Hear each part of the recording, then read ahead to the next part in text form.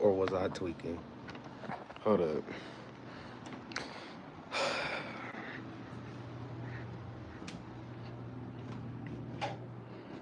I gotta brush my teeth real quick. Before I even... Bro, what's going on?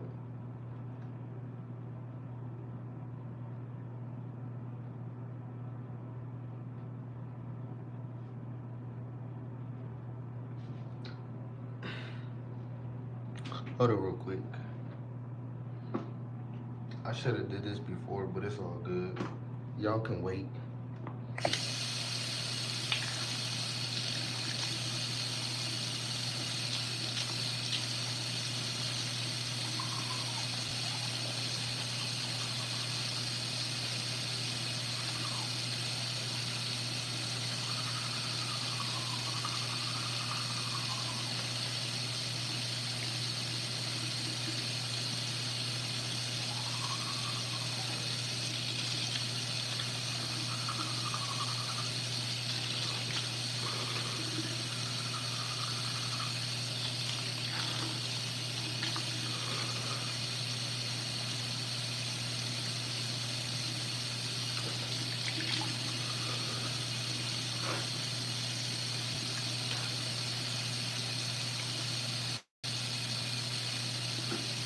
I'm tweaking.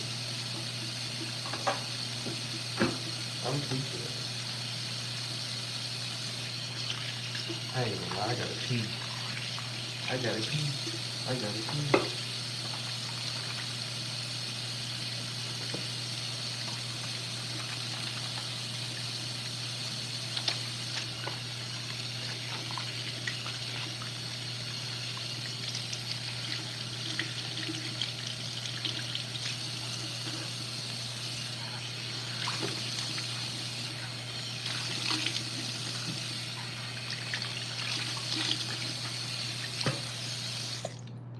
Oh, Lord Jesus Christ.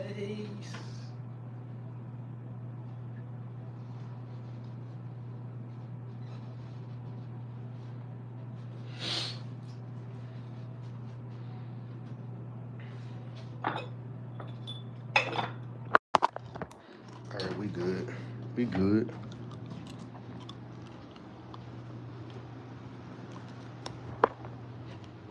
Move. Get your ass back.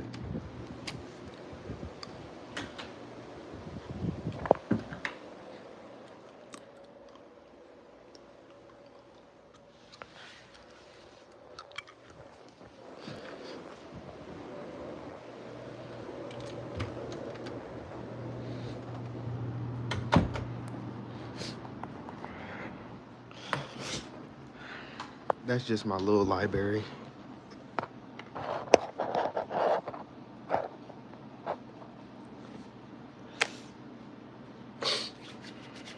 Alright, let's get this. Let's get to it. It's I think it's like 1 o'clock in the morning. But real niggas don't sleep. We just take long blinks. Like that.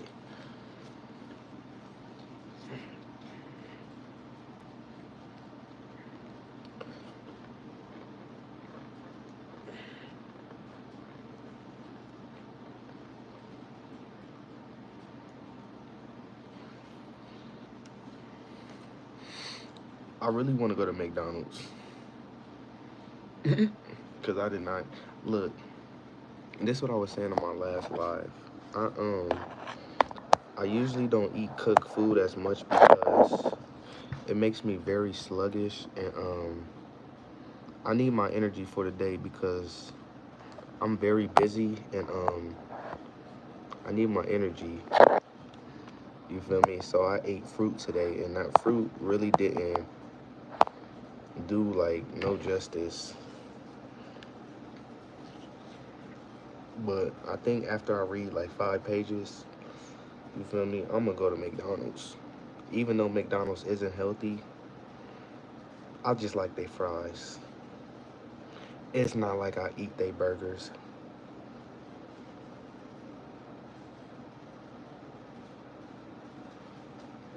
I love reading. All right, let's get it. Y'all ready to learn? Hold up. Let me turn this off. Put on another hoodie. Make that motherfucker accessible.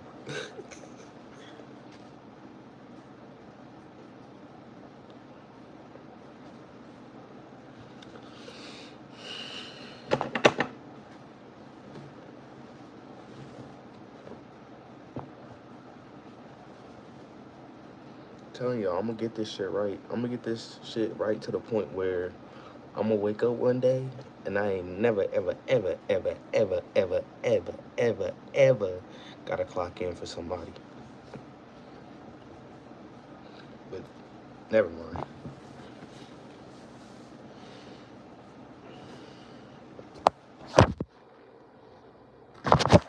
Damn. Look, I wasn't even supposed to be doing this. I keep saying this. This is supposed to be for my podcast. But I don't see nobody doing it like me. I don't think nobody read as much as me. I ain't gonna hold you. I really don't. But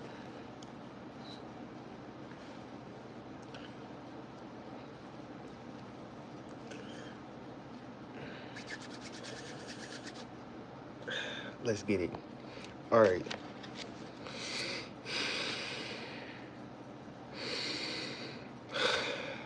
I gotta take these breaths before I start reading. All right. I got 3 chapters today. Today is the 28th. I read 3 chapters yesterday, which was the 27th. So now I'm reading 3 chapters today. You feel me? So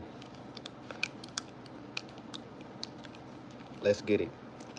Well, first, before I get started in this video, I want y'all to understand what this whole concept of me doing. Like, I'm doing this because I want people to get educated and to know that the mind is powerful and we need to unlearn a lot of things that we've been taught. You feel me? Because if we want to continue to thrive in this lifetime, we have to unlearn and learn new things. You know, learn things about ourselves. You know, I feel as we don't know ourselves like we need to. You feel me? And and I'm referring to the government, induced us so much with lies and telling us that we this and this and this, or that we not this. But in reality, we're powerful than them. You feel me? And you gotta understand what you have within you, bruh. Like, real shit. I didn't experience it. And I'm saying this to say, the mind is everything. The mind is all. You feel me? Especially for you men out there, y'all need to use your mind correctly to take care of these females, because we can't keep doing these females dirty. We can't. We gotta stay educated. We gotta be the provider. We gotta speak. We gotta free our minds from bondage and poverty. You feel me? I read a lot of people and I see where their mind is at, and it's elsewhere. You feel me? That's why I push so much about read, because reading helped me. It educated me. It made me understand myself. It made me understand myself financially, emotionally, spiritually. That's why I'm thriving in my finances right now, because I got educated instead of relying on somebody to do my own finances. You feel me? It's not, listen to this, and I'm going to get to this. It's not about what man has, it's about what man is. You can have all the things in the world, but it's about what you are. You feel me? Don't ever look at yourself as a failure because the next motherfucker got this type of car, this much money. The only distinguishing quality from you and him is he changed his mindset. You can obtain, I can obtain what he has. I just have to change my mindset, and we have to go through the processes of doing this. You know, there's steps, there's phases to this. You feel me? There's going to be a point to where I become aware. There's going to be a point to where, okay, I talk.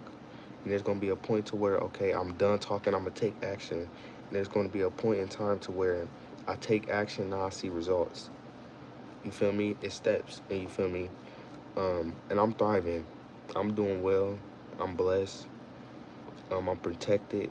You feel me? And I'm educated, and I'm going to continue to educate myself because I know what it can do for me, my family, not only my family, the people.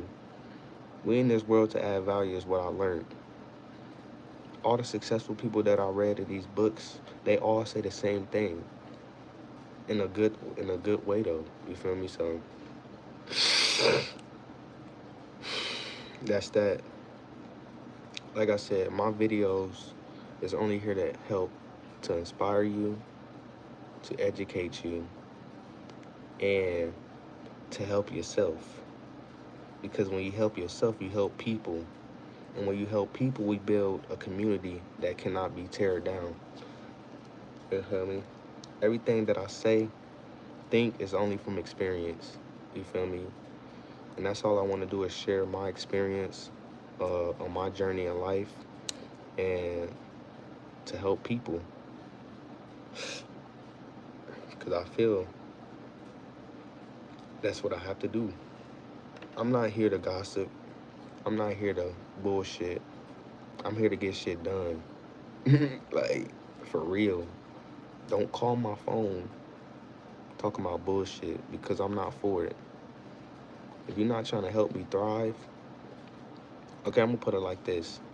Each person in your life that enters your life is only for a phase. Some might be for a couple years, but not all are lifetime phases. You feel me? And what I learned is not everybody's gonna go along with you. There's gonna be a point in time where you stop talking to certain people, stop reacting to certain things, all this type of stuff. So it's up to you to put yourself in a position to where you want to go. And it's up to me to share this knowledge and to continue to thrive on my journey called life. That was just a little rundown, but let's get to it.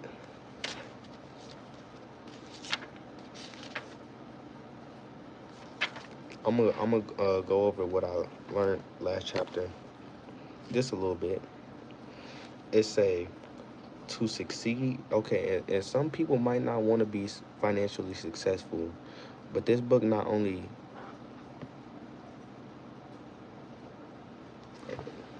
no, get over here, get over here, sit down, sit down, stay. Did you just throw up? She just threw up. But anyways, some people's goal might not be to be financially successful or stable. Some people might just want to be comfortable, but you're going to only get that comfort to an extent. But this book also deals with mindset, changing your mindset to rich from poverty, because poverty is not money. It's not. Poverty is no longer money. It would never was money. Poverty was resources, information, and access. Because when you got information and you got access and you got people, man, come on now. You know what that gonna get you. It's gonna get you more than money. But let's go. It say, to succeed financially, you have to do something, buy something, or start something. And when you do, is it luck or is it the universe or a higher power supporting you in a miraculous way for having the courage and commitment to go for it? Another key principle relevant here is that rich people focus on what they want, while poor people focus on what they don't want. Again, the universal law states what you focus on expands. Because rich people focus on the opportunity in things, wait, because rich people focus on the opportunities in everything. Opportunities abound for them. So you got to understand that what you focus on only grows. So if you focus on, and I said this last live, if you focus on, if your goal is to get out of debt, you're going to always be in debt because it says what you focus on expands. So that means that your debt is going to expand. Your focus should be, how can I make more? Because when your focus is on how can I make more, things automatically come to you. I wrote this in my notes, and it just came from an experience. This is not from no book. I look at it like this. Every thought is a free thought, whether that's abundant or scarcity. And I say, if an abundant thought comes in my mind, that means I don't have to worry about how I'm going to fund this thought, whether it's a financial thought or an emotional thought or, in that type of manner. Say it's a thought of, I want to make $10,000 a month. That thought just came out of nowhere, right? So now I'm a trust in a higher source that I'm going to be provided with the things that I need to get this because it's a free thought. I look at all my thoughts as free thoughts. You feel me? Whether it's abundant or not. So it's going to be provided some way or some form. I don't know how I'm going to get that, but I know that I'm going to set a goal and use what I have. You feel me? So it say because rich people focus on the opportunities and everything, opportunities abound for them. Their biggest problem is handling all the incredible money possible they see. It say, on the other hand, because poor people focus on the obstacles and everything, obstacles abound for them, and their biggest problem is handling all the incredible obstacles they see. What you focus on expands. Don't forget that. It's simple.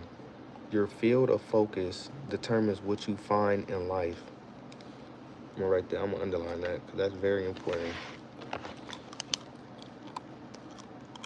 Your field of focus determines what you find in life.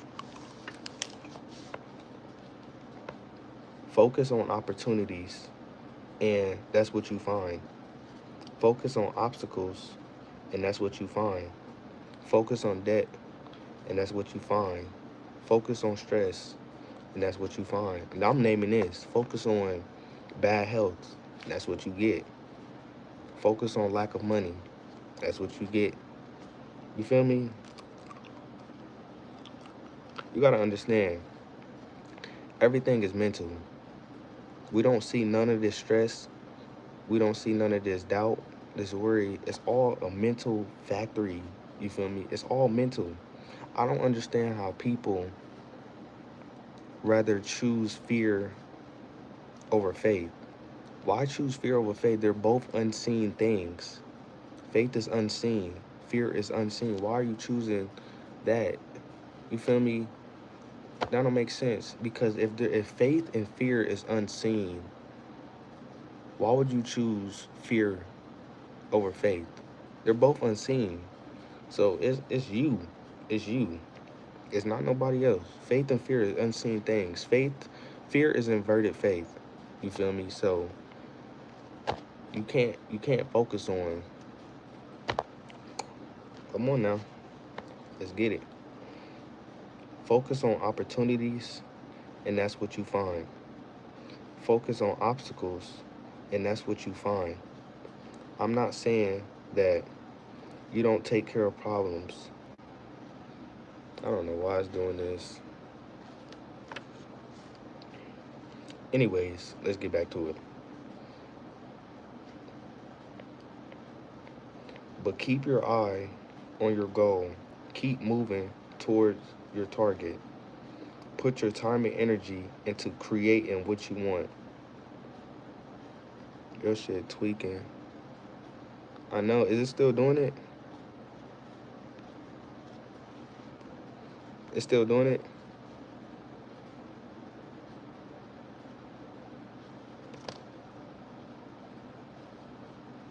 Every time I'm trying to do something for the people, they want to fuck it up. You said, all right, bet. TJ, why the hell you up? All right, let's get it. So, I hope you heard that, TJ. What you focus on, you expand. If your goal is to get out of debt, you're going to keep getting in debt because you're focusing on it. So, but keep your eye on your goal. Keep moving towards your target. Still trying to look. Nigga, I'm trying to read. He said I'm trying to go to what's today? Wednesday? We can go today. We can go. We can go today. You know where I'll be at. This nigga said I'm still trying to Nova. Get over here. Shit you will do. Get over here.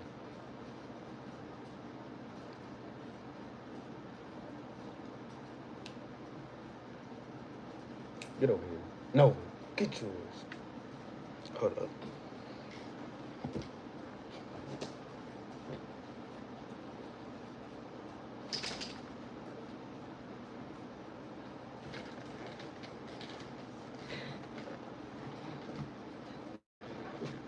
We can go. You didn't read. Nova, shut up. Shut up. Read, cuz. We can go. All right, listen. It say, when obstacles arise, handle them, then quickly refocus on your vision.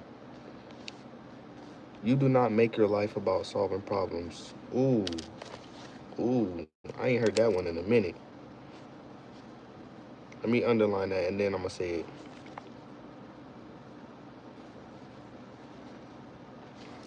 It say, you do not make your life about solving problems. Oh my God. It's basically saying your life wasn't built. Wait, let me do that. I wouldn't say your life isn't built about solving problems, but you don't make your life about solving problems all the time. If that's what he's trying to say. You don't spend all your time fighting fight. Okay. Okay, that's what it is. Okay, I got it. So your life isn't built always about solving problems. You don't spend all your time fighting fires. Those who do move backwards. You spend your time and energy and thought and deed moving steadily forward towards your goal. I gotta read that again so it can sink in my mind. That's a gem right there.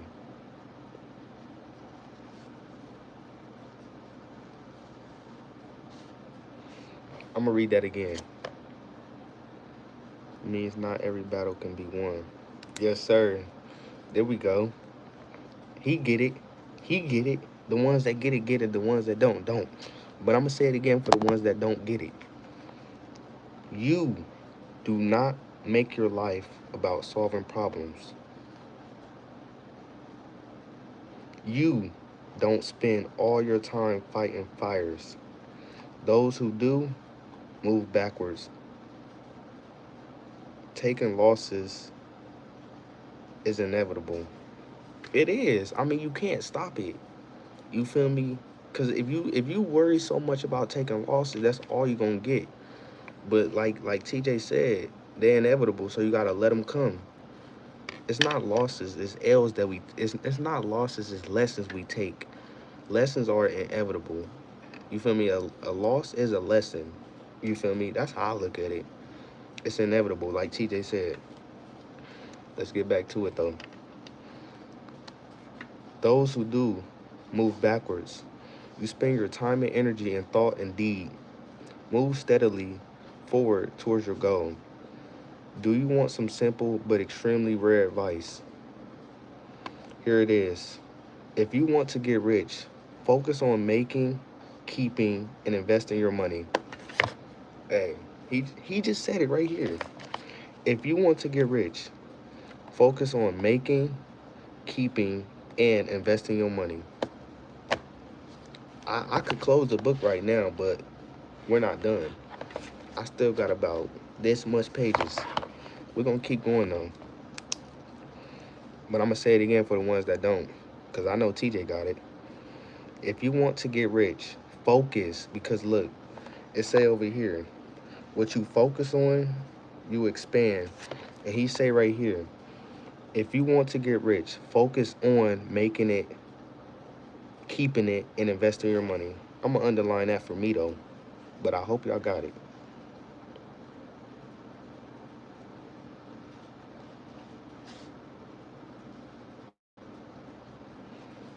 Hey, go on YouTube and listen to Think and Grow Rich audio every time you go to sleep. I guarantee, if you do that for a year, guarantee, because that's what I do. Before I go to sleep tonight, I listen to an audio book so it can sink in my mind and I wake up thinking about it. I just gave y'all something right there. All right, listen to this. Listen to this. If you want to be poor, focus on spending your money. Mm.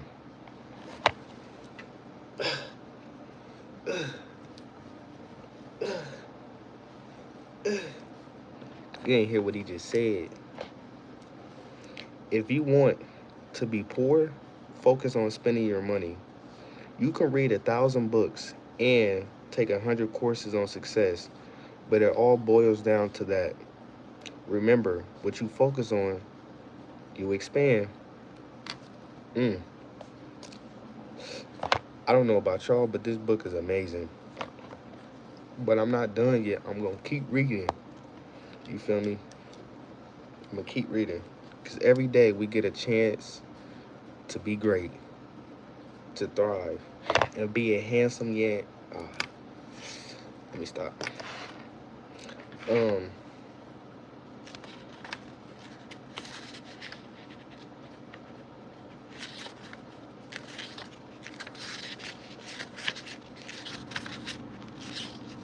I got 8 pages.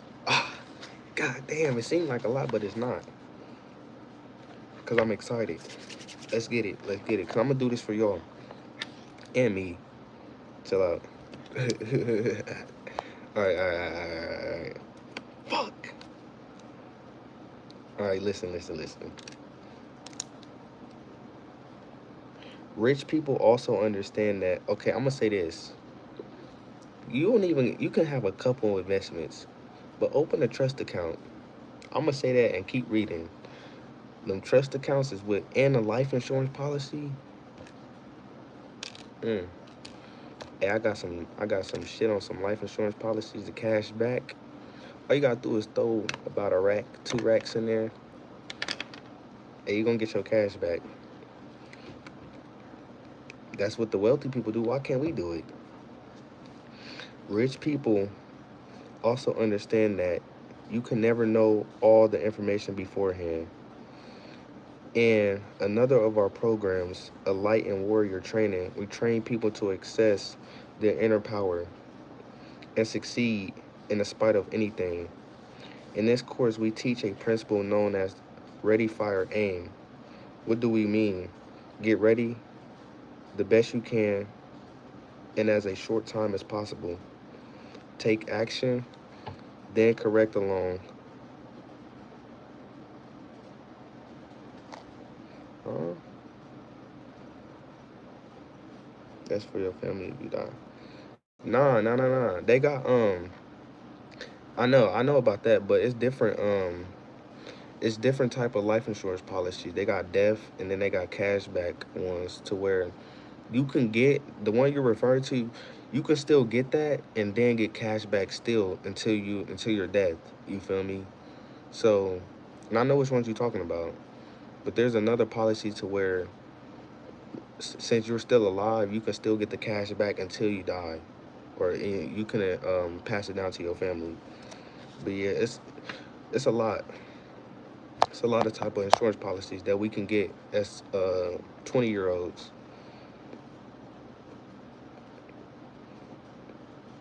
All right, it's a that's for your that's for your family. Oh, I already read that. I'm tweaking. I thought it just popped up again. It's a rich people also understand that you can never know all the information beforehand. I'm trying to understand what he mean by this. Rich people also understand that you can never know all the information beforehand. Okay, I get that. Okay, it's nuts to think you can know everything that may happen in the future. It's delusional to believe you can prepare for every circumstance that might someday occur and probably no and protect yourself from it. I gotta turn this way. Y'all better be listening. Did you know that there are no straight lines in the universe? Life doesn't travel in perfectly straight lines. It moves more like a windy river. More often than not, you can only see to the next bend, and only when you reach that next turn can you see more. The idea is to get in the game with whatever you got from wherever you are. That's facts. You feel me? We always think, and I used to think like this, and don't get me wrong, it creeps in sometime, but like I have control over it. It's that we feel that we don't have what we need to succeed. But you gotta understand, if you focus on what you don't have, it's gonna expand. You feel me? So we have everything we need to succeed. Like for me, for instance, I'm in the stock market. And I used to think that I didn't have enough money to build my wealth. But remember what I said last live. Don't look at the current situation for what it is. Look at the potential. If you're riding down a hood and you see a beat down house, don't look at that house for what it is. Look at the potential. Look at what it could be in 5 years. It could be, like I said in last life, Donald Trump's house. Just because it looked like this now, don't mean like don't mean it can't look like something else in the future. So I'm saying that to say I used to have thoughts of not having enough to invest in this stock market, but I have exactly what I need. You feel me? And more to come because I know the potential of my portfolio can be. You feel me? It could be this in the next 5 years. As long as I be disciplined on investing every month like I always do and buying shares of the stock and the index funds like I do. You feel me? So we have everything we need. But if we got that scarcity mindset, we gonna always feel we don't have nothing. And as you know, what you focus on expand. Take that. It's a did you know that oh shit, I already read that. The idea is to get in the game with whatever you've got from wherever you are. I call this entering the corridor. For example, years ago, I was planning on opening an all-night dessert cafe in Fort Lauderdale, Florida. I studied location options, the marketplace, and found out what equipment I need.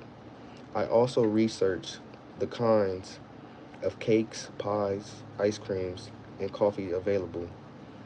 The first big problem I got really fat. Eating my research wasn't helpful. So I asked myself hard, what would be the best way to study this business? Then I heard this guy named Harv, who was obviously a lot smarter than me, answer, if you really want to learn a business, get into it. You don't have to own the darn thing from day one. Get in the corner by getting a job in the arena. You'll learn more by sweeping up a restaurant and washing dishes than by 10 years of research from the outside. That makes sense. That makes a lot of sense. Um, Earlier in the book, he made a good point about if your way isn't working for you, change it.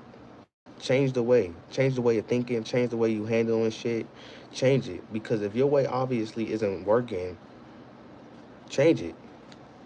But this, he made a good point. He's basically saying, if you want to learn about business, go work for a business, because that's what you, if you really want to learn about it.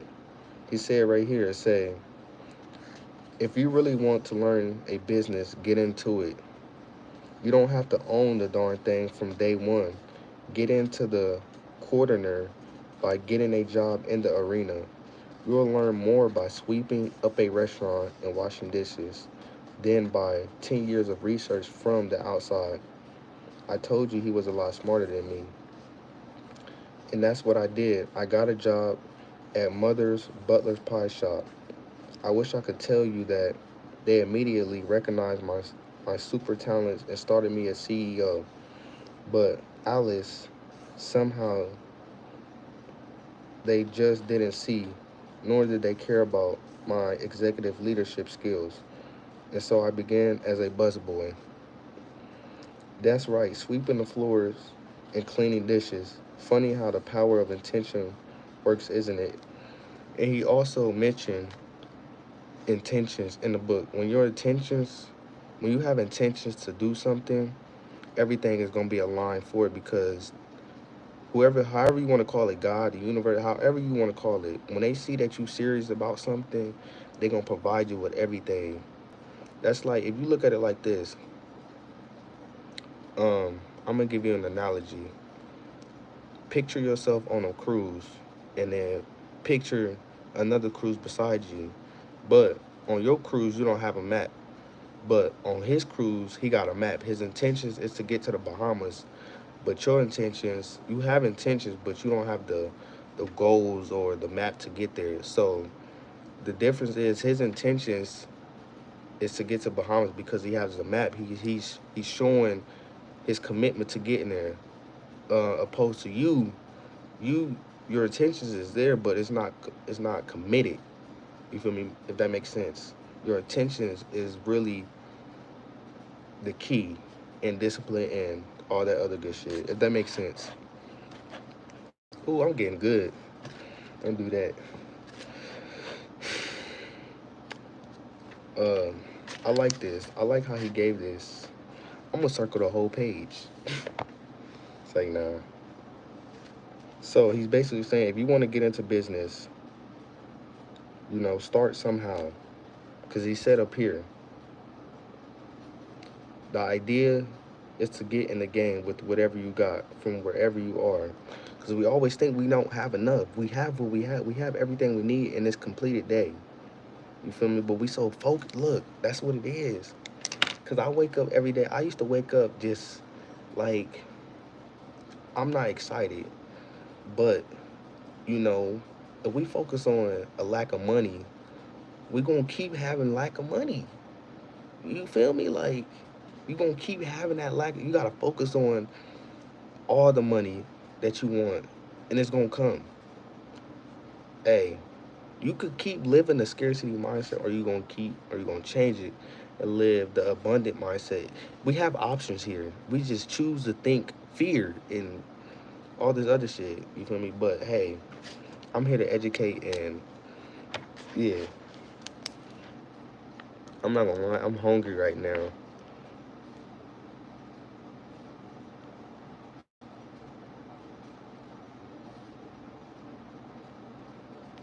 Let's get it. It's a, you might think that I must really have had to swallow my pride to do this, but the truth is, I never looked at it that way. I never looked at it that way. I was on a mission to learn the dessert business. I was grateful for the opportunity to learn it on someone else's ticket and make some pocket change to boot. During my tenure as a pie busboy, I spent as much time as possible shooting the doody-doo with the manager about revenues and profits, checking boxes to find out the names of the suppliers. Ooh, he played it smart. He played it smart. Y'all ain't hear what he just said. Look, so I'm gonna go back to this. He said the idea is to get in the game with whatever you got from wherever you are. So he wanted to learn about the dessert business. He didn't have to own the business, but he worked for a business because his intentions was to learn the business. So what he did was go work for them and be the busboy.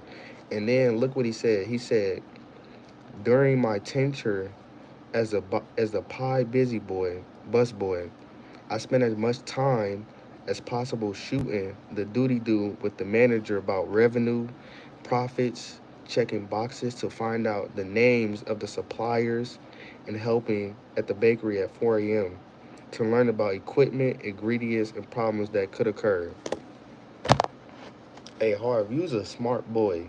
I didn't see our mind can go to we can think so big that we don't even know we thinking big. We just thinking big. You feel me? And ooh, that just that made me feel good for him because shit, I know if I want to do something, I can go work for this person who doing it and see the ins and outs.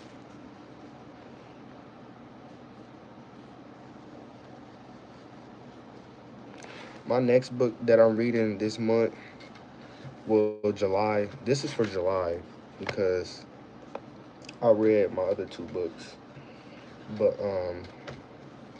my other book that I'm reading is In the Room. It's another millionaire book,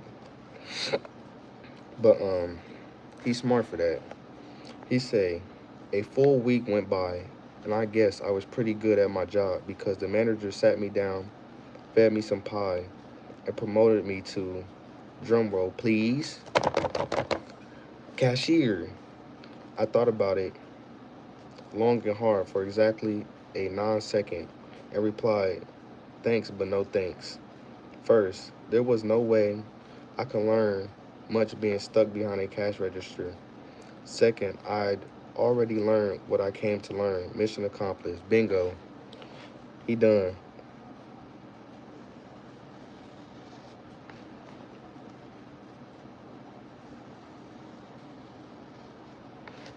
Hey, I'm ready for tomorrow. I don't know what tomorrow gonna bring, but I'm ready for it. Cause he look. So I'm gonna go over what just happened in this book. So basically, he wanted to learn the dessert business. So he said the idea is to get in the game with whatever you got from wherever you are, because we always think we don't have enough. But so what he did, he used his willingness to go find and to learn how to do this dessert business. So what he did was go work for a dessert business so he can get the ins and outs. He went to go learn about the revenue, the profits, the suppliers, the ingredients, the equipment. And look, his manager promoted him to register, but it said first, there was no way I could learn much being stuck behind a cash register. Second, I'd already learned what I came to learn. Mission complete. It's already tomorrow to yesterday today. It's already, wait, did I say something? Or are you referring to the book? So his mission is complete. You feel me? He wanted to learn the dessert business, so he went to go work for a dessert company. He didn't have to own it, but he worked there, so he can learn the ins and outs. That's like this. I'm gonna give you an analogy. That's like saying you want to open a skating ring, and you don't have to own the skating ring, but you went to go work there so you can know the ins and out of the profits, the revenue, the skates that you need, how many skates that you need, the tickets that you need, the food, all that. You don't have to work at the business he's saying. You can go work there so you can know the ins and outs. And if you get promoted, you can say yay or nay. But 9 times out of 10, if you know what you got to do, you're going to say nay because you already know the ins and outs. So now you can go start your own business at a skating ring. I hope that makes sense. He say, so that's what I mean by being in the quaterner. It means entering the arena where you want to be in the future. in any capacity to get started. This is far and away the best way to learn about business because you see it from the inside. Ooh,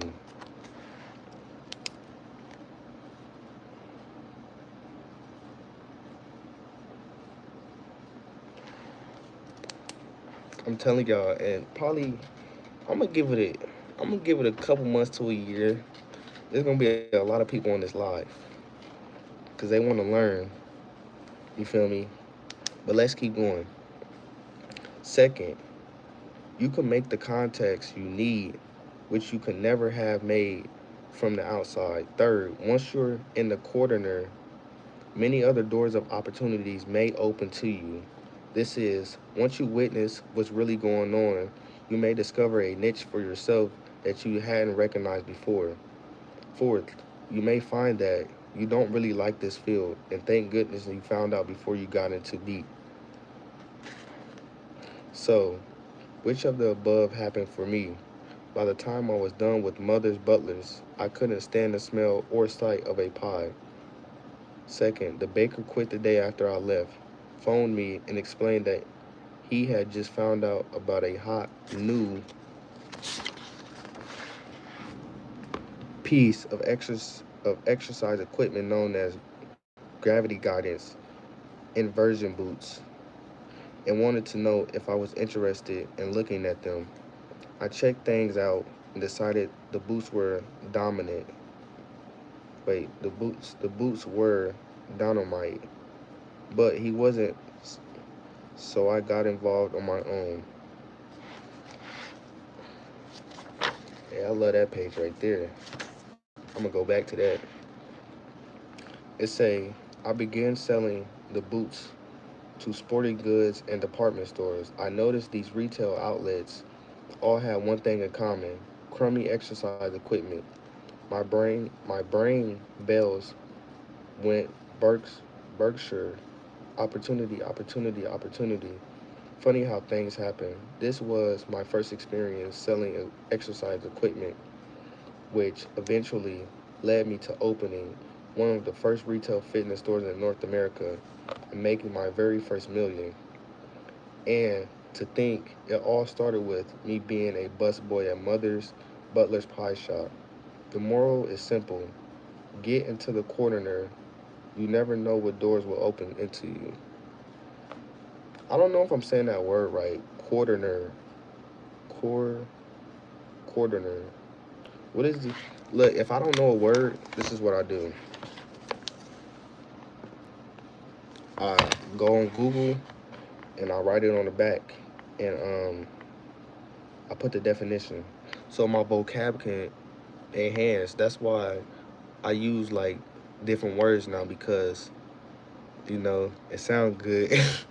And when I'm watching movies, I know what word they saying because in the past, my vocab wasn't very, you know, at large, and I want my vocab to expand because it's good. And I like saying different words. Make me sound smart. You be like, oh, what the fuck is a proximity? You be like, what the fuck? All right. Yeah, a quarterner. I'm gonna have to write that down because I don't know what that means. It's Corridor. Quarterner. Quarterner. I don't know, but I'm gonna write it down. Hey, I love reading, man.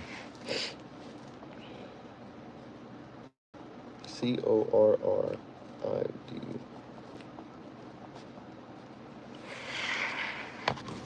I've been on here for 50 minutes. 50 minutes, nigga. 1, 2, 3. I got 6 more pages, man. 6 more. Then I gotta wake up to do more. Um, it's all good though. After this, I'm gonna treat myself with a sundae at McDonald's with some fries. If they still open. If they not, oh well. Um, yeah. I have a motto: action always beat always beats inaction. Rich people get started. They trust that once they get in the game, they can make intelligent decisions in the present moment. Can y'all? I'm going to sleep, cuz. All right then, nigga. I appreciate you staying on here. Call me call me tomorrow when you get up. Always remember, McDonald's is 24 hours. Oh shit. Say less. Always remember, TJ, what you focus on, expand. don't, don't forget. Don't forget. All right. It's a. I have a motto: action always beats inaction. Rich people get started. They trust that once they get in the game, they can make intelligent decisions in the present moment, make corrections, and adjust themselves along the way.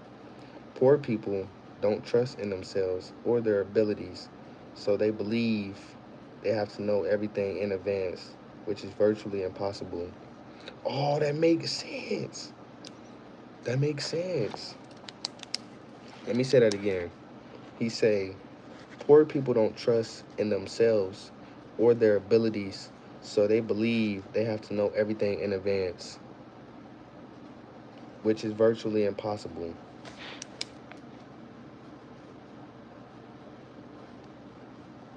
And we're gonna change the dynamics of this shit, man.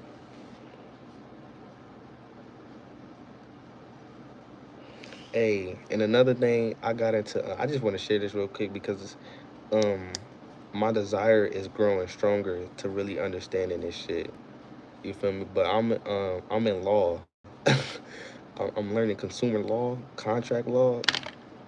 Boy, I can't wait to share that shit. Hey, hey, hey.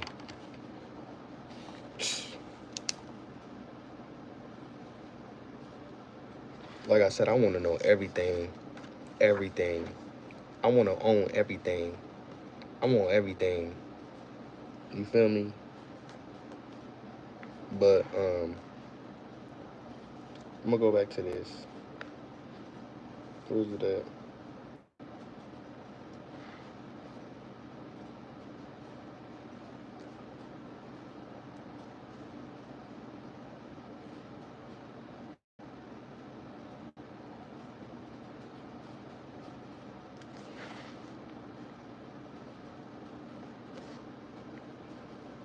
I'm trying to find because he just mentioned right here. Poor people don't trust in themselves or their abilities, so they believe they have to know everything in advance. In advance. I'm trying to find because he just mentioned this. Oh, right here. Rich people also understand that you can never know all the information beforehand. That makes sense. Cause listen to what this just say. It say rich people also understand that you can never know all the information beforehand. Listen what this say.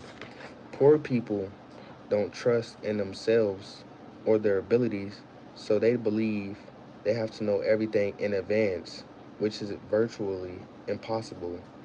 Meanwhile, they don't do squat. In the end, with their positive, ready, fire, aim attitude, rich people take action and usually win. In the end, by telling themselves, I'm not doing anything until I identify every possible problem and know exactly what to do about it, poor people never take action and therefore always lose. Rich people see an opportunity, jump on it, and get even richer. As for poor people, they're still preparing, quote unquote.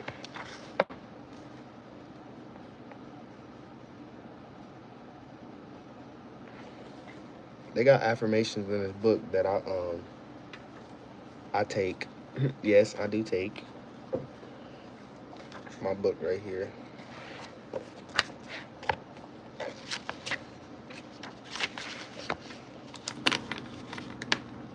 Hold on, I'm about to write this down real quick.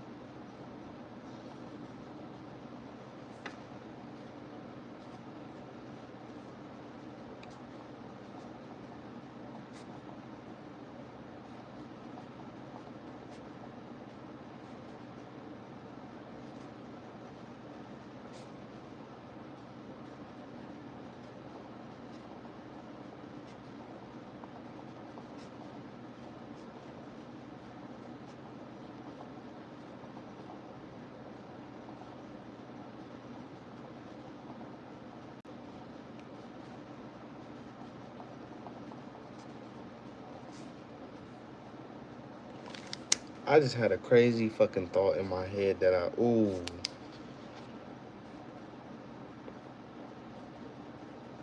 You know, it's crazy because I thought about a business that I wanted to start it, and it's crazy how everything is aligned, bro. Real shit. It's crazy as fuck. I ain't gonna hold you. But let's get to it. Millionaire Mind Actions. Get in the game. Consider a situation or project you've wanted to start. Oh shit, I didn't even know I was about to say this. Whatever you've been waiting for, forget it. Begin now from wherever you are with whatever you got. If possible, do it while working for or with someone else. First, learn the ropes. If you've already learned, no more excuses. Ooh, this is why I love life. Because when you learn shit that can really benefit you, you want to wake up every day and do this shit. Promise you. I want to get up every day and do this for the rest of my life. If I could live every day and do this, shit, if I do it. Oh, shit. I like this one. It's like a cool miss. Shit, if I do it, let's get into it.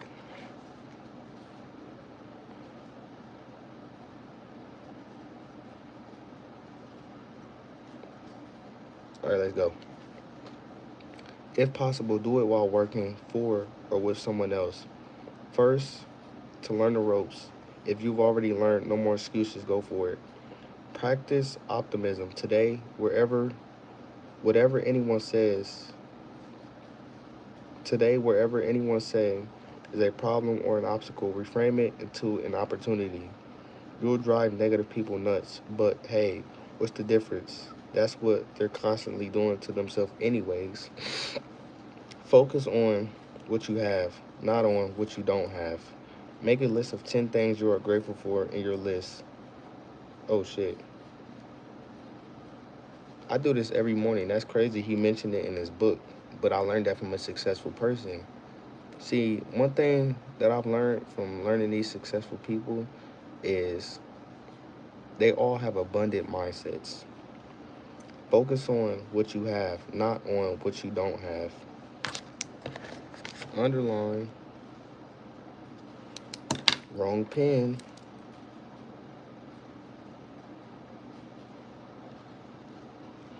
Make a list of 10 things you are grateful for in your life and read the list out loud. Then read it each morning for the next 30 days. If you don't appreciate what you've got, you won't get any more, and you don't need any more. Okay, I'm on 6. Rich people admire other rich and successful people. Poor people resent rich and successful people. Rich people admire other rich and successful people. Poor people resent rich and successful people. Rich people admire other rich and successful people. Poor people resent rich and successful people. Rich people admire other rich and successful people. Poor people resent rich and successful people. I had to say that so many times so I can really get that in my mind. I gotta say it one more time. Rich people admire other rich and successful people. Poor people resent rich and successful people. Okay.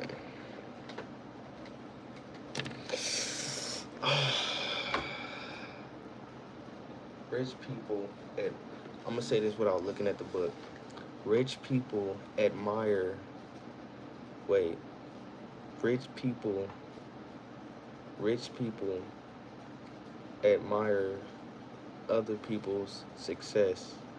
Poor people resent other people's success. Rich people admire other rich and successful people. Okay, I didn't say that one. Okay, I'm gonna say it without looking. Rich people admire other rich and successful people. Poor people at poor people resent rich and successful people. Poor people resent poor people resent rich and successful people. Rich people admire other rich and successful people. Rich people admire other rich and successful people. Okay, okay, I got it. Now let's move on. I've been on here for an hour. My mouth dry. Poor people, make sure y'all listening. Poor people often look at other people's success with resentment, jealousy, and envy. Or they snip, they're so lucky, or whisper under their breath, those rich jerks.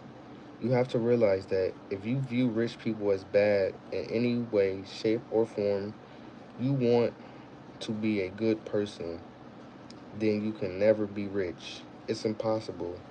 How can you be something you despise? It's amazing to witness the resentment and even outright angry. It's amazing to witness the resentment and even outright anger that many poor people have towards the rich, as if they believe that rich people make them poor. Yep, that's right. Rich people took all the money, so there's none left for me.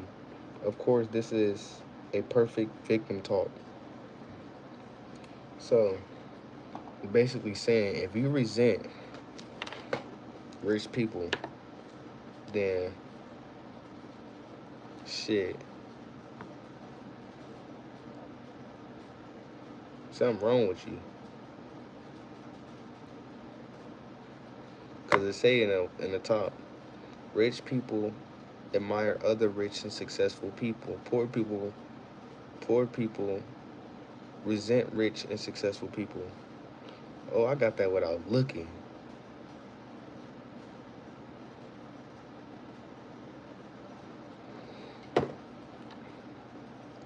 I love reading. Rich people admire other rich and successful people. Poor people resent rich and successful people. I want to tell you a story, not to complain, but simply to relate a real world experience I had with this principle. In the old days, when I was, let's say, financially challenged, I used to drive a clunker. Changing lanes in traffic was never a problem. Almost everybody would let me in. But when I got rich and bought a gorgeous new black Jaguar, ooh, he got my dream car. I couldn't help but notice how things changed. All of a sudden, I started getting cut off and sometimes giving the finger for added measure. I even got things thrown at me, all for one reason. I drove a Jag. One day, I was driving through a lower-end neighborhood in San Diego, delivering turkeys for a charity at Christmas time. I had the sunroof open, and I noticed four grimy guys, perched in the back of a pickup truck behind me. Out of nowhere, they started playing basketball with my car by attempting to shoot beer cans into my open sunroof. 5 dents and several deep scratches later, they passed me screaming, "You rich bastard." Oh my God. Just ignorant. Of course, I figured this to be an isolated incident until 2 weeks later in a different lower end class neighborhood. Why are you going back to him? Like, stay out of him, my nigga. You wouldn't get no damn beer cans thrown at you. In a different lower end neighborhood, I parked my car on the street. See, he fucked up parking his car on the street. I parked my car on the street and returned and re fuck. I parked my car on the street and returned to it less than 10 minutes later to discover that the entire side of my car had been keyed. The next time I went to the area of town, the next time I went to that, my nigga, you telling me you didn't learn the first 3 times, my nigga? That's like saying he go to Dayton, you feel me? Cause Dayton grimy, you feel me? Don't go to my city. They'll do you dirty. Real daddy. He fried. He said the next time I went to that area of town, I rented a Ford Escort, and amazingly, I didn't have a single problem. I'm not implying that poor neighborhoods have bad people, but in my experience, they sure seem to have plenty of folks who resent the rich. Who knows? Maybe it's some kind of chicken and the egg thing. Is it because they're broke that they resent the rich, or because they resent rich people that they're broke? As far as I'm concerned, who cares? It's all the same. They're still poor. Rich people admire other rich people. Wait, rich people admire other rich and successful people. Poor people resent rich and successful people. We're going to get that in our head. Rich people admire Rich people admire other rich and successful people. Poor people resent rich and successful people. I'm gonna get it. I got it like 3 times now. It's it's easy to talk about not resenting the rich. It's easy to talk about not resenting the rich, but depending on your mood, falling into the trap can happen any to anyone, even me. Recently, I was eating dinner in my hotel room about an hour before going on stage to teach an evening session of the Millionaire Mind seminar. I turned on the tube to check the sports score and found that Oprah was on. Although I'm not a big fan of television, I love Oprah. That woman has affected more people in a positive way than almost anyone else on the planet. And consequently, she deserves every penny she got and more. Meanwhile, she's interviewing actress Halle Berry. They're discussing how Halle has just received one of the largest film contracts in history for female actor, $20 million. Halle then says that she doesn't care about the money and that she fought for this hum- humongous contract to blaze a trail for other women to follow. I heard myself say skeptically, yeah, right. Do you think I and everyone else watching this show is an idiot? You should take a hunk of that dough and give your public relation agent a raise. That's the best soundbite writing I've ever heard.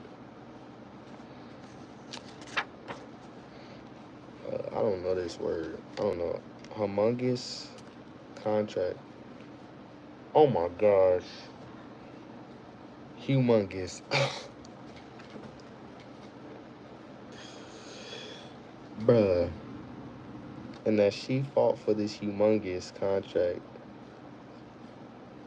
Oh my god. Boy, I knew that word. Humongous. I just never seen humongous spelled out. That's what that was. I promise you. I ain't never seen it. Humongous. Humongous. Boy, I don't know if I'm tired.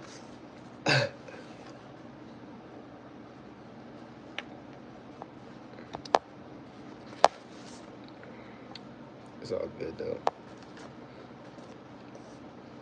I felt the negativity welling up inside me. And just in the neck of time, I caught myself before the energy took me over. Cancel, cancel. Thank you for sharing. I yelled out to my mind to drown out the noise of resentment. I couldn't believe it. Here I was, Mr. Millionaire Mind himself, actually resenting Holly Berry for the money she made. I quickly turned it around and began screaming at the top of my lungs. Way to go, girl. You rock. You let him off too cheap. You you should have got $30 million. Good for you. You're incredible and you deserve it. I felt a lot better. Regardless of her reason for wanting all that money, the problem wasn't her, it was me. Remember, my opinions make no difference to Holly's happiness or wealth, but they do make a difference to my happiness and wealth. Also, remember that thoughts and opinions aren't good or bad, right or wrong. They enter your mind, but they can sure be empowering and disempowering to your happiness success as they enter your mind. That's facts. I want to go over that again. It say, also, remember that thoughts and opinions aren't good or bad, right or wrong, as they enter your mind, but they can sure be empowering or disempowering to your happiness and success.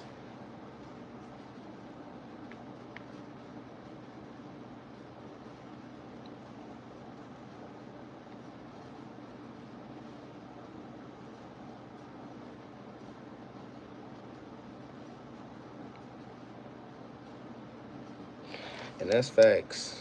I'm going to read that again. Remember that thoughts and opinions aren't good or bad, right or wrong, as they enter your mind, but they can sure be empowering or disempowering to your happiness and success as they enter your life. And that's facts because I want to speak on this topic about thoughts because in this human experience that we're having, we all think that these thoughts are us and that we think they're real. But the only reason we think that these thoughts are so real because they're so intense and we feel it. And when we feel that intensive feeling, we think it's real. But I look at it like, personally, me, I look at it as like an opportunity to see why I felt this way. You feel me? Because I want to understand my emotions. And I remember one day, well, I'm actually use today. You feel me? I'm new at editing, so you feel me? I get on editing and I get on a Premiere, Adobe Premieres. I forgot what it's called, Premiere Pro. And you feel me? I get the editing and shit just not. It's just, you know what, how it is when you first start off something. It's just frustrating and shit, bro. It's really like, ugh, bitch, work out. But you feel me? This thought came on my mind, and it just came in and it basically said, you can't do this. You can't do this. And that thought, I either could have made that thought more intensive, or I could have said, bro, get the fuck out of my mind. Like, I'm gonna do this. You feel me? And so I'm saying that to say that just because we gotta remember that this human experience is just an experience. That's all it is. It's just an experience. And we gotta understand just because the thoughts are so intensive don't mean that they're real. Look at it as an opportunity to understand why you felt this way. Because, bro, I'm telling you that thoughts and words are powerful as fuck. Like, you say one negative word, you can bring your whole demeanor down. I didn't did it to me, and I felt low. I felt like I was depressed. But in reality, it just shows how thoughts are powerful and how intensive they can be. Them motherfuckers can be intensive. But remember, just because they're intensive don't mean it's real. You feel me? Just let them coast by like it's clouds on a perfect sunny day. Look at it as an opportunity. You feel me? The moment I felt that negative energy run through me, my observation alarm went off. And as I've trained myself to do, I immediately neutralized the negativity in my mind.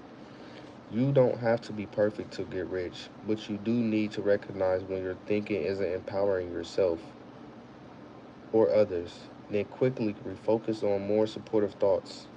The more you study this book, the faster and easier the process will be. And if you attend the Millionaire Mind Incentive Seminar, you will dramatically accelerate your progress. I want to go over what he just said. He said, you don't have to be perfect to get rich, but you do need to recognize when your thinking isn't empowering yourself or others.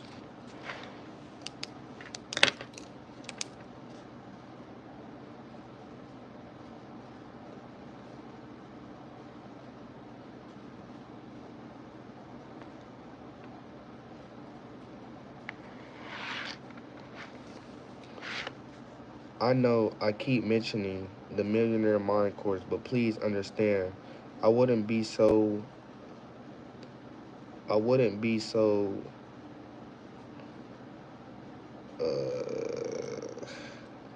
adam adamant about this program. If I didn't see for myself the phenomenal results people get in their lives, in their outstanding in their outstanding book, The 1 Millionaire Minute, the one wait, I read that so wrong. The 1 Minute Millionaire, my good friend Mark and Robert quote the story of Russell in his book Acres of Diamonds, which was written over 100 years ago.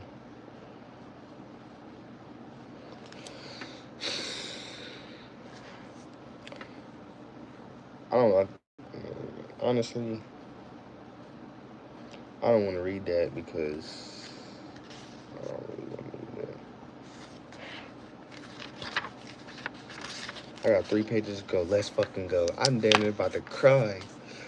I'm damn near about to cry. I gotta finish all this shit, bro.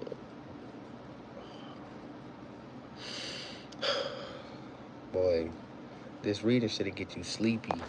It's so boring. Like, who wants to do this? Me? Let's get it. Conswell passage makes several excellent points. The first refers to the ability to be trusted.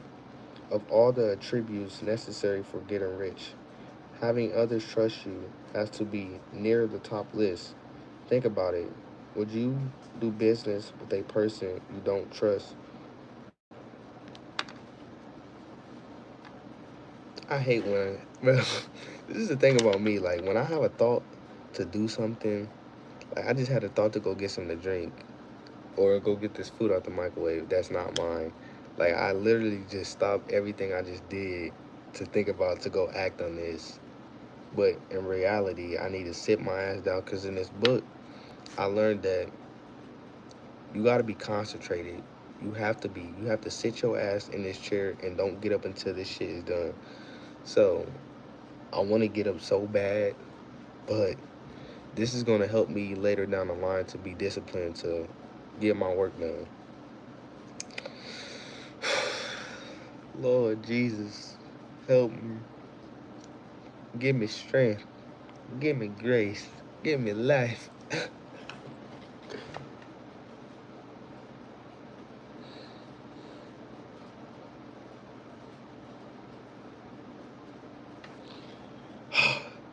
Boy, what time is it? It's about time to go to sleep. It's like, nah. I'm about to see what time it is. Hold up. Oh, shit. Damn. That be bright. Damn. What time is it? Oh, it's only 2 o'clock. Boy, if we don't finish this book. Alright. Let's get it. Let's get it. After I read this page, I got 1, 2. It'd be like that. For real. Alright. Conwell's passage makes several excellent points. That's crazy. I wasn't even supposed to read this whole book like these chapters for y'all, but fuck it. The first refers to the ability to be trusted. Of all the attributes necessary for getting rich, having others trust you has to be near the top list. You hear me? Think about it. Would you do business with a person you didn't trust, at least to some extent? No way. Meaning that to get rich, there's a good chance many people must trust you. And there's a good chance that for that many people to trust you, you have to be quite trustworthy. What other traits what other traits does a person need to get rich? And even more importantly, stay rich. No doubt there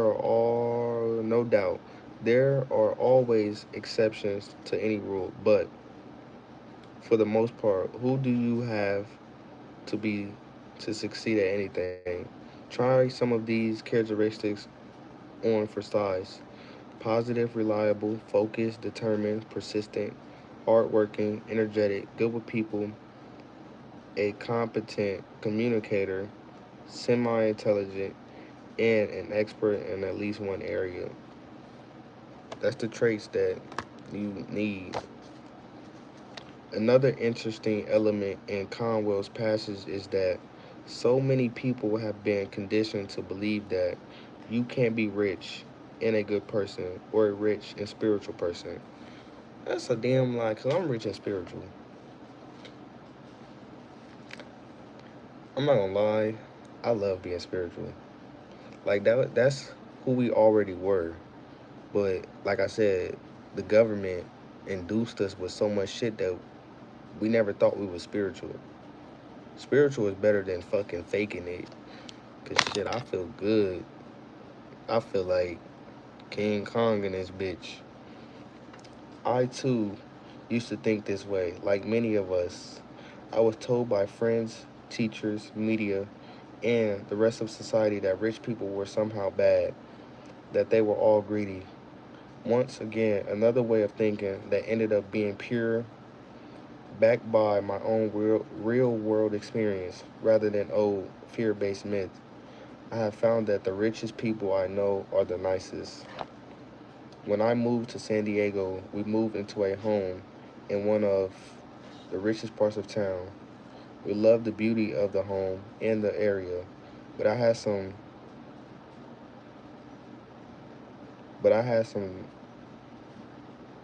tray pin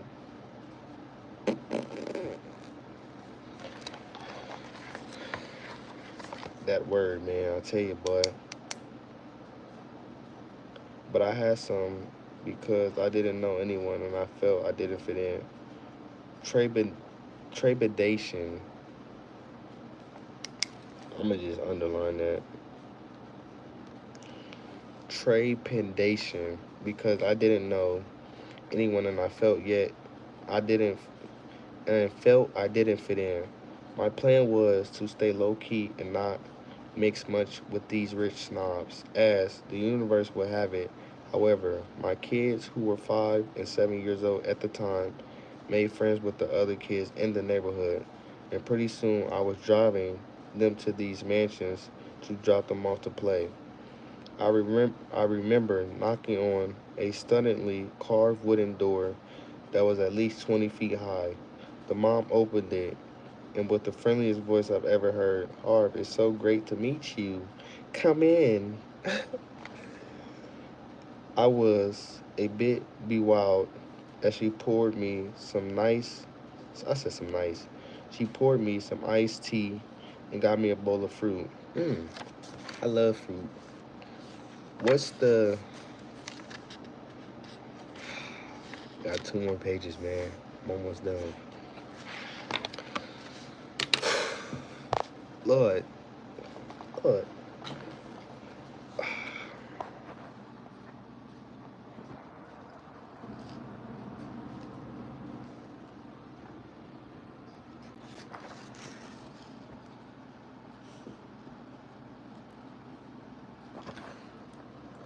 She want me to go to sleep. I'm almost done, Nova. Alright. Catch, my skeptical mind kept wanting to know. Then her husband came in from playing with his kids in the pool. He was even friendlier. Harv, we're so happy, he said. Harv, we're so happy to see you. Wait, Harv, we're so happy to have you in the neighborhood. You have to come to our barbecue tonight with the rest of your family. We'll introduce you to everybody, and we're not taking no for an answer. By the way, do you golf? He not sounding like that, but I'm just perpetrating. I'm playing tomorrow at the club. Why don't you come as my guest? By now, I was in shock. What happened to the snobs I was sure I was going to meet? I left and went back home to tell my wife we were going to the barbecue. Oh my, she said. What will I wear? No, honey, you don't understand. I said, these people are incredibly nice and totally informal. Just be who you are. We went, we went, and that evening met some of the warmest, kindest, most generous, most loving people of our lives. At one point, the conversation shifted to a charity drive that one of the guests was heading up. One after another, the checkbooks came out. I couldn't believe it. I was actually watching a lineup to give it this woman money. But each check came with a catch. The agreement was that there would be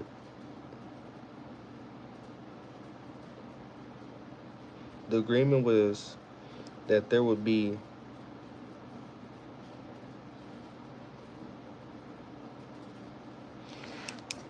I ain't gonna lie. I hate when books do this because it be so hard for me to put the word together when it's like this. But I'm gonna skip it. In that the woman would support the charity, the donor was involved. That's right, to a T. Every person there either headed up or was a major player in a charity. Our friends who had invited us were involved in several. In fact, each year they made it their goal to be the single largest donor in the entire city to the Children's Hospital Fund. That's our hospital. What the fuck? They not only gave tens of thousands of dollars themselves, but every year they organized a dinner gala that raised hundreds of thousands more. Then there was the vein doctor. We became quite close with his family too. He was among the top vein doctors in the world and made a fortune, somewhere in the range of 5,000 to 10,000 per surgery, doing 4 or 5 surgeries per day. Damn. I'm not gonna lie, they just really telling a story about how rich people aren't snobs and shit. And I really, like, it's not informative to me.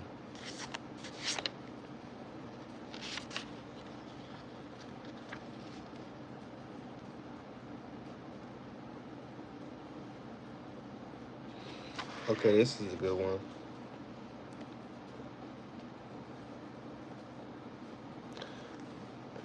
Bless that what you want. If you see a person with a beautiful home, bless that person and bless that home. If you see a person with a beautiful car, bless that person and bless that car. It's not really informative, but it's basically saying rich people aren't snobs and, um, you know, yeah, bless that what you want. The point is, if you resent what people have in any way, shape, or form, you can never have it. Regardless, if you see a person in a gorgeous black Jaguar with the sunroof open, don't throw beer cans. Place your hand on heart of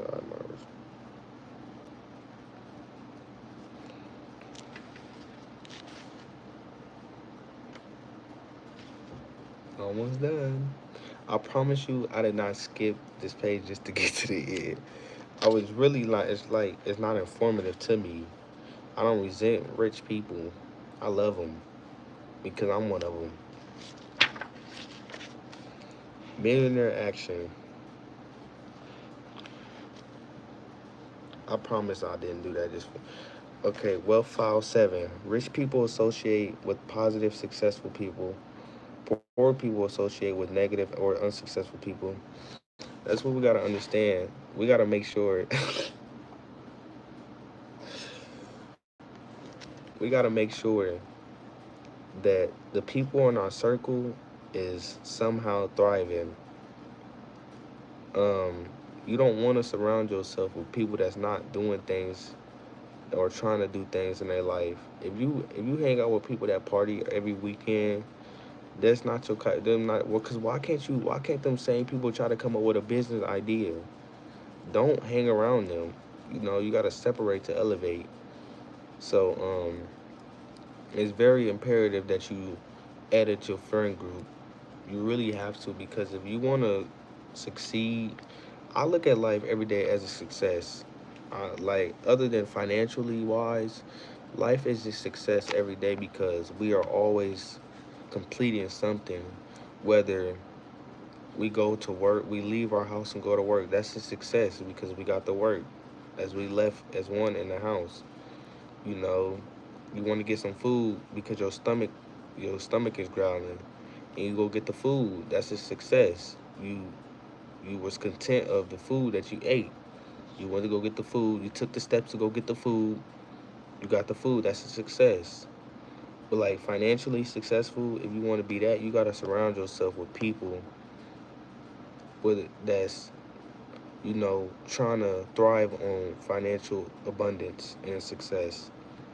So it's okay to change friend groups, and if they want to be along with you, tell them like, hey, I'm doing this. You feel me? I won't be associating with myself with y'all like that, like I used to.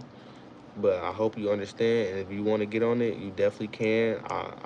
I would love if you do, but if you don't, I understand. It might not be your niche. You feel me?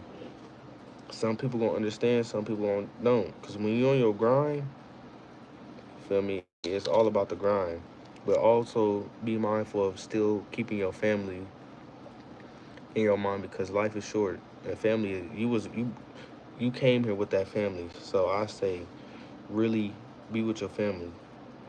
Successful people look at each other's success. Successful people look at other successful people as a means to motivate themselves. They see other successful people as models to learn from. They say to themselves, if they can do it, I can do it. As I mentioned earlier, modeling is one of the primary ways that people learn. I say that shit all the time. If they can do it, I can do it. No, but you're not getting up there.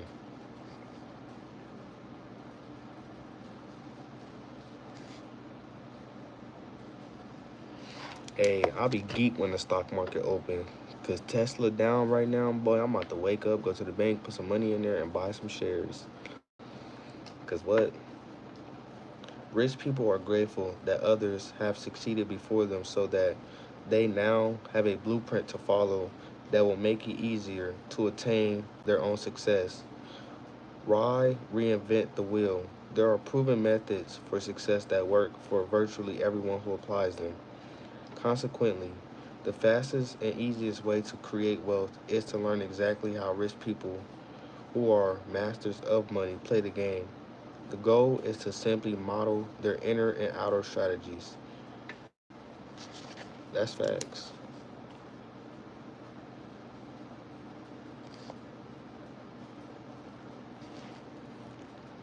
It just makes sense. If you take the exact same actions and have the exact same mindset, chances are good you will get the exact same results. That's what I did. And that's what this entire book is about. Contrary to the rich, when poor people hear about other people's success, they often judge them, criticize them, mock them, and try to pull them down to their own level. How many of you know people like this? How many of you know family members like this? The question is, how can you possibly learn from or be inspired by someone you put down? Whenever I'm introduced to an extremely rich person, I create a way to get together with them. I want to talk to them, learn how they think, exchange contacts, and if have other things in common, possibly become personal friends with them. By the way, if you think I'm wrong for preferring to be friends with rich people, perhaps you'd rather I pick friends who are broke. I don't think so.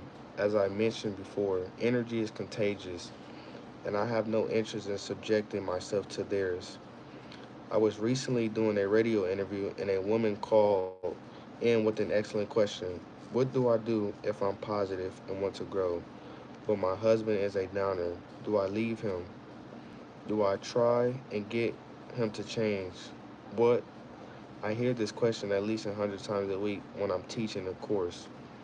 Almost everyone asks the same question. What if the people I'm closest to aren't into personal growth and even put me down for it? Here's the answer. This is for all y'all people that need this. Here's the answer. I gave the woman on the call, but I tell people at our course and what I'm suggesting to you. First, don't bother trying to get negative people to change or come to the course. That's not your job. Your job is to use what you've learned to better yourself in your life. Be the model, be successful, be happy. Then maybe, and I stress maybe, they'll see the light in you and want some of it. Again, energy is contagious. Darkness dissipates in light. People actually have to work hard to stay dark when light is around them. Your job is simply to be the best you can be. If they choose to ask you your secret, tell them. Second, keep in mind other principles that we feature in our wizard training, which is a course about manifesting what you want while staying calm, centered, and peaceful. It states everything happens for a reason, and that reason is there to assist me. Yes. Okay, I'm done. I'm done. That's facts though, because that's facts. We gotta go back over that. So our question is, what do I do if I'm a positive person, my husband's a downer? Here's the answer. First, don't bother trying to get negative people to change. You can't do that.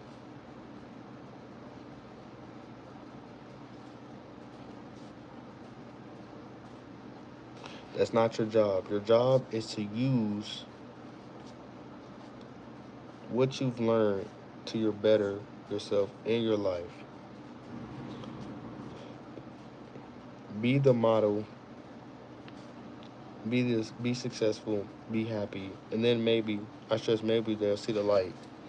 It's not our job to change people from negative to positive. It's not, because we're using our energy to help them. And I want to go back on this page. It said a goal is to simply model their inner and outer strategies. Because look, and I tell people this, and I learned this too. If you want to do something in life, um, take a course on whoever mastered that, what you want to learn. Take their course, contact them some way, shape, or form. Contact them to see how they did it, and then go from there. Take their steps. But yeah, I'm off this bitch. I done read the fucking whole page to y'all. Um, Let me get prepared for tomorrow. 1, 2, 3, 4, 5, 6, 7, 8.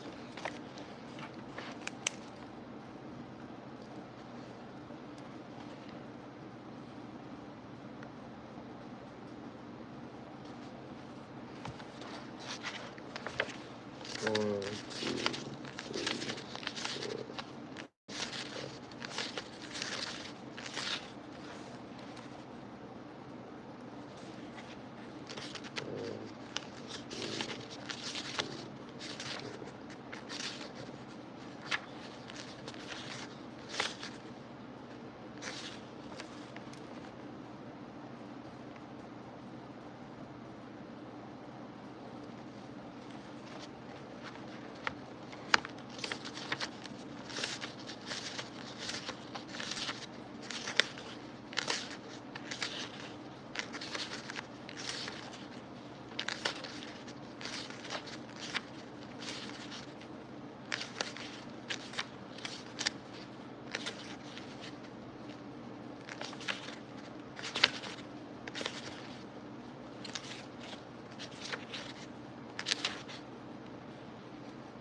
So by what is it?